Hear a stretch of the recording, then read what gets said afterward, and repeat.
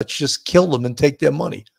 Yeah, a disgustingly ugly trade, but unfortunately, all the earmarks were there early on. So when the press reported that, oh my God, this is such a mystery, that was just a joke, how that they report like that, you know, and they took it hook, line, and sinker that the 911 caller was a wellness check. That was ridiculous. But they put it out there as the truth. All right. And again, a horrific crime scene.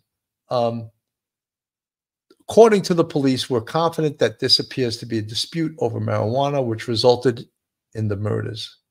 Our investigators combed through evidence collected at the scene and followed up on information provided by the community.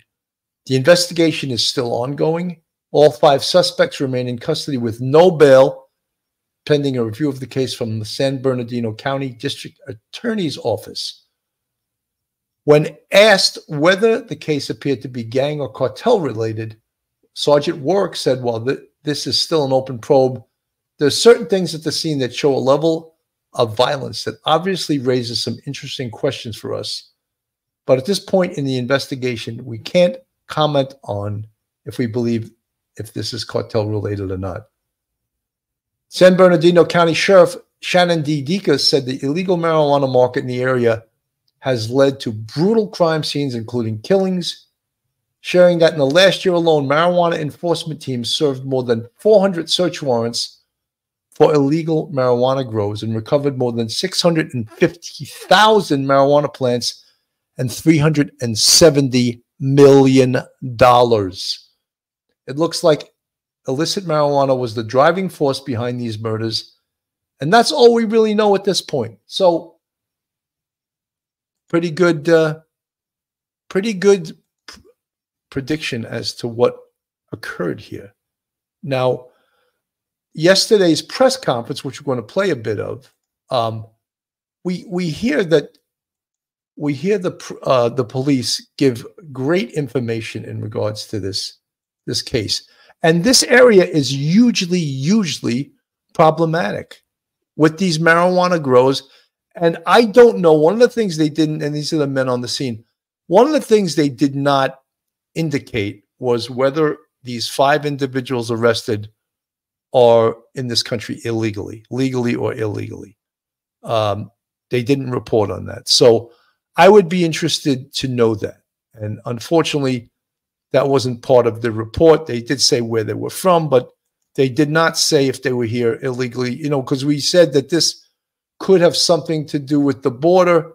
And, you know, many people said, oh, why do you think this has something to do with the border? Well, because drug trade caused that homicide and what information that we had as it related to that homicide. So this is the Sheriff Shannon Dekas, and he's talking about, let me just reset this.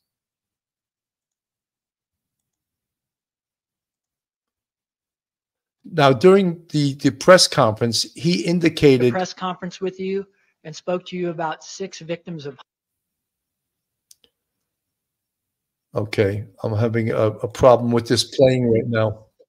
Northern remote area just north of the city of Adelanto. As a result of that, I want to say thank you for all of your patience. I know we've seen numerous requests as to what really caused that homicide and what information that we had as it related to that homicide. And I want to tell you that from the moment we started this investigation, we started to receive strong leads. And after I was briefed, I was quite confident that we'd be able to get the subjects that were involved in this homicide into custody. And with that, and that's the tireless efforts from our homicide team, from our specialized enforcement detail, the Victor Valley Station, I'm pleased to announce that the 5 suspects that you see on this chart to my right were those responsible for this homicide.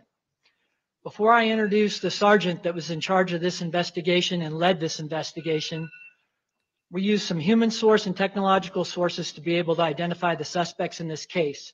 I would please ask your patience once again. The DA is currently reviewing the filing for this case, and there may be some questions that we're unable to answer, and we'll let you know what those are. And with that, I'd like to introduce Sergeant Mike Warwick to go through some of the details of this case.